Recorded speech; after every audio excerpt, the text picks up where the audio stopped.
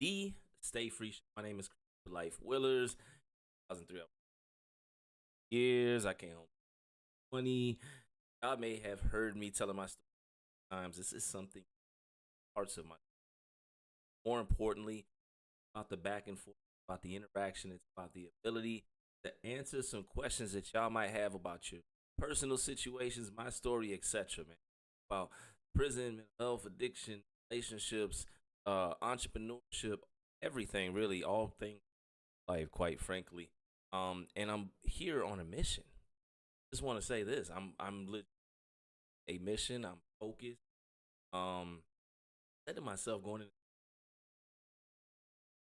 every single day. So far, so good.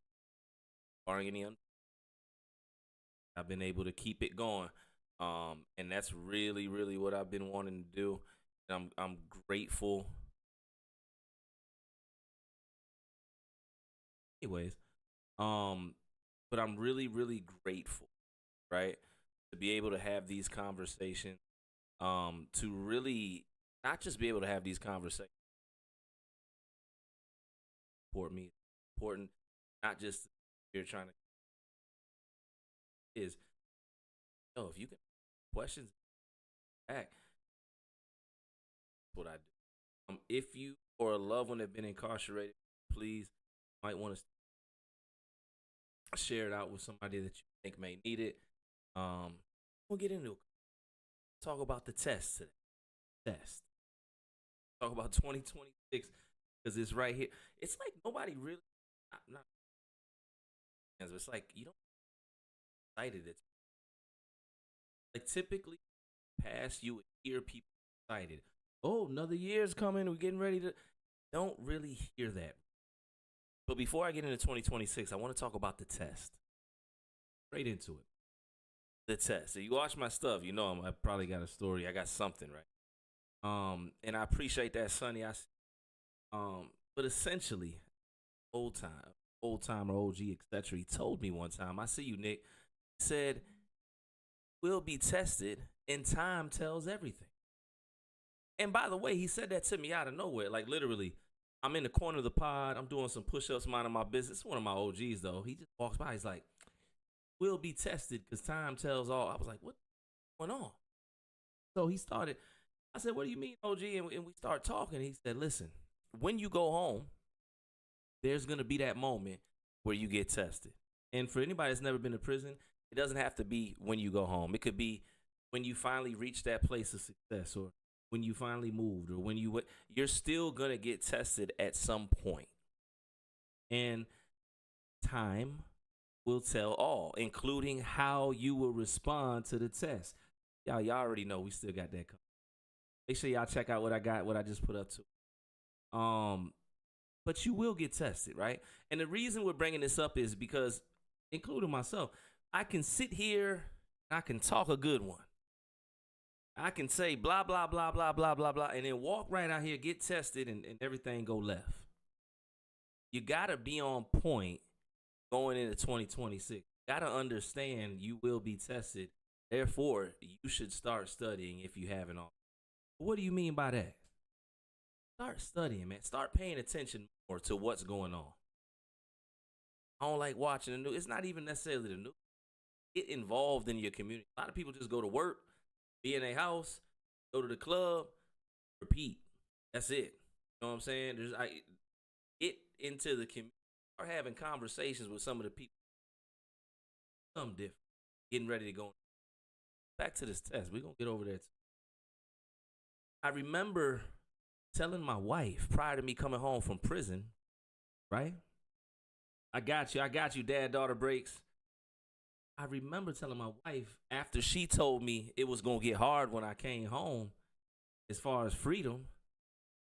I remember I was like, yo, prison is the hard part. You talking about freedom going hard when I get home? I didn't want to hear that.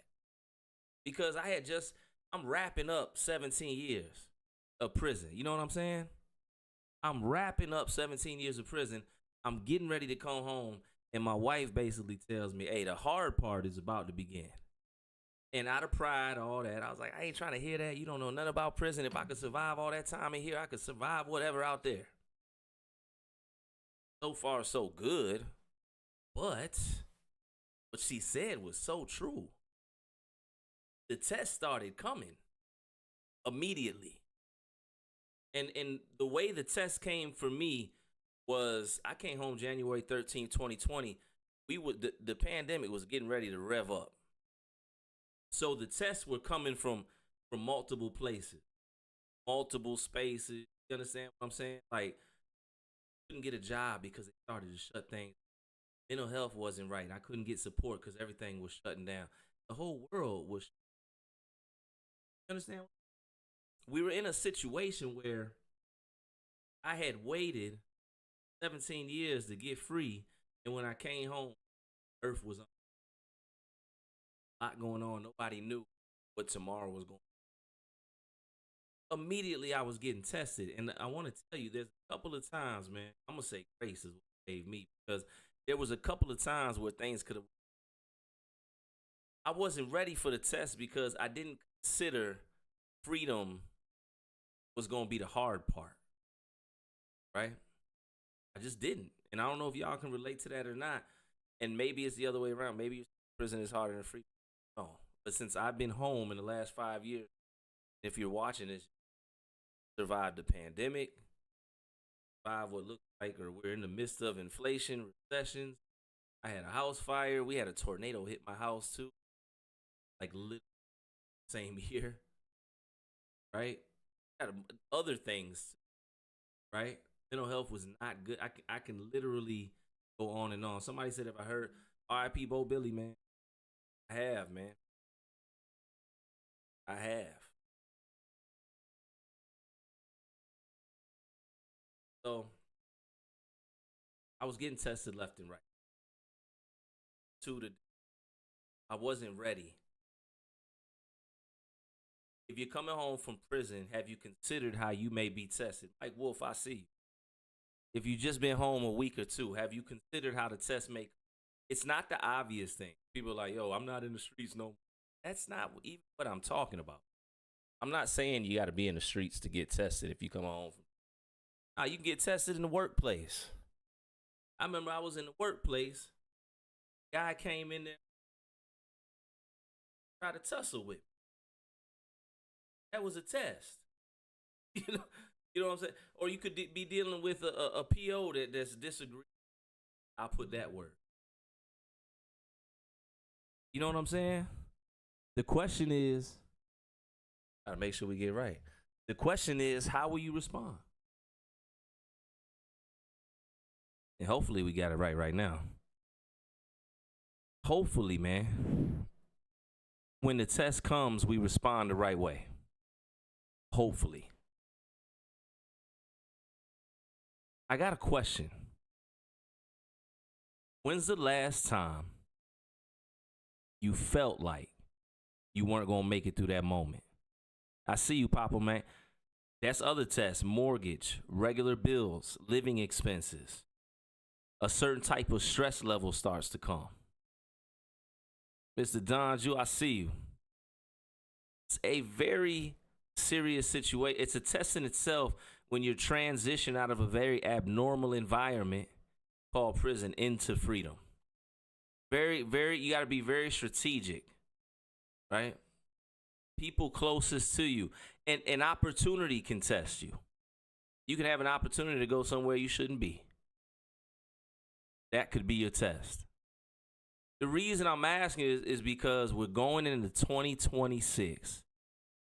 And I remember when I was sitting in the cell in 2003, and I had all that time, I couldn't fathom it. I had to get to 2020. It didn't make sense how I was going to get to 2020. And then I just knew I had the rest of my life planned out. Of course, it didn't work out like that. I came with a plan. So now I'm getting ready to go into 2026 with a plan as well. So every year I come with a plan. I was talking to the brothers on Greensville Correctional Center, level 3. We was just out there. Shout out to Freddie Williams. We was in the visitation room, man. I have flashbacks. I used to be running around on the yard up there. Q&A, I see you. I appreciate that. You know what I'm saying? And I told him, bro, I said, you better have a plan. Stop freestyling. Especially when you're coming home. The scary part for me is when I'm watching people come home from prison, and I'm not qualified to tell anybody what to do. It's everybody, your life, your choice. But it still freaks me out when people come home from prison and they acting like they ain't never been to prison before. That makes me nervous. You understand what I'm saying? I see you, Brendan. That's a good question. I appreciate the question. Somebody said, how much different was the world to you when you came out? Let me tell you something. I got locked up in 2003. I came home 2020. Okay? So when I got locked up, they had the Nextel chirps, the yellow phones or whatever that was like walkie-talkies. When I came home, right, people were on smartphones 24/7. John Bell, I see you. People were on smartphones. I see you, Jeezy. Like 24/7. People walk around like this. Totally different world for me because I wasn't one of the guys on the inside that had a phone. Where I was at, it was a street charge. They weren't playing with you. They gonna go ahead and I weren't willing to take that risk. But technology shifted. People shifted. It seemed when I came home after 17 years, it seemed like people out here were more agitated, more angry. Well, I don't know. Maybe I'm tripping because I don't know. But to the point where I'm like, yo, these people is more kind of aggravated than people in prison. You know what I'm saying? So there was a multitude of different things that changed. I changed when I looked in the mirror. I used to have hair, no grays. It's over with now. Well, it can't be over with because I just had a newborn with the wife. But I'm just saying, I went in a young man. I came out an old one. Older, whatever you want to say. Somebody just said, my cousin got 30 with 15 suspended. Any advice on how I can be supportive from the outside? Maintain a consistent line of communication. It doesn't have to be constant, right? But consistent. Make sure you visit every now and then. Pick up the phone. Keep a couple dollars on there. When he calls or whatever, like, or your cousin, just talk about the world. Don't talk about what's going on in it unless he's got a vent.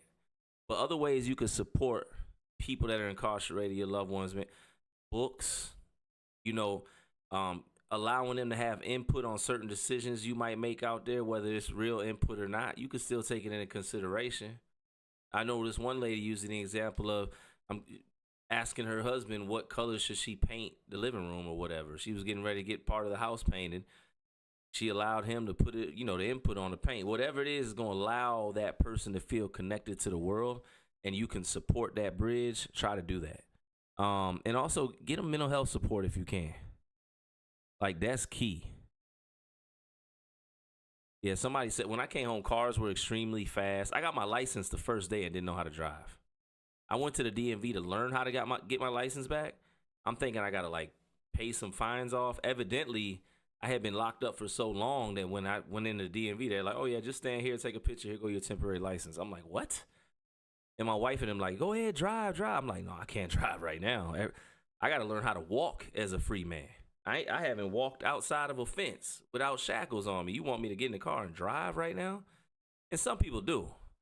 But 17 years was a long time for me. Yeah, it's a big difference, Brendan. I ain't gonna lie. Appreciate that, Leash Lord. I see you, man. Yeah, it's always while I was incarcerated, I used to see people come back 2, 3, 4 times. And it was crazy to me. Never understood. Well, now I do. I get it. You know what I'm saying? But it used to tear me up, too, for different reasons. One, I wouldn't want to see them dudes come back because usually it was some good dudes. Two, I could have got they go. If you was going to come back, you could have let me go. I was going to stay free. No pun intended. You could have let me go home earlier. Did it give you anxiety seeing the world all different? Yes, I came home with anxiety. Yeah, there's a video of where I'm walking out of prison and you can just see, it's all in my eyes, it's in my movements, all that. It's horrible. For the first year, anxiety was so bad, it was just racing thoughts. I was going through it. I was pretending to be happy, and I should have been happy, and I was trying to figure out why I wasn't. That's how bad my anxiety was from being free, walking into the pandemic. Real talk, man. It took a lot of work. First meal when I came home was Mickey D's. Cause that we stopped there to get coffee. It was like a 2-hour drive. When we got to Mom Duke's though, we got the home cook. She had been cooking for like 3 days. Somebody said, "How fast did my 3 years go? My first 3 years." They went by fast because I came, like I said, I came home right in the midst of, like, right when the pandemic started. So from 2020 to 2023 was my first 3 years, and then I opened a school in 2022 with my wife. So I've been grinding so hard and working. You know what I'm saying? Like, yeah, been moving, and now I got a son, first time dad. So I heard time really gonna fly now. Some if time freezes while you in there, like Judge Dredd. Brian and Kim, I see ya.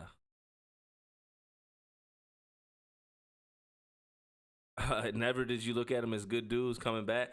The reason I say a lot of the dudes that I knew that was coming back was good dudes is because they were struggling with other things which would cause them to come back. Like they was the best dudes. I knew I ain't gonna use his name, but I knew this one guy, for instance, old timer, man. He go home, come back, go home, come back. But what it was he was struggling with addiction, mental health.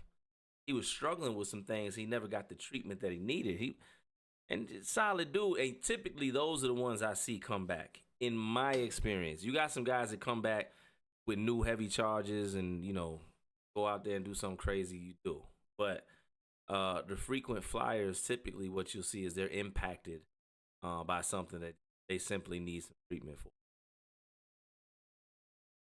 Yeah, I was just. Did I say something about that or somebody? I remember having dreams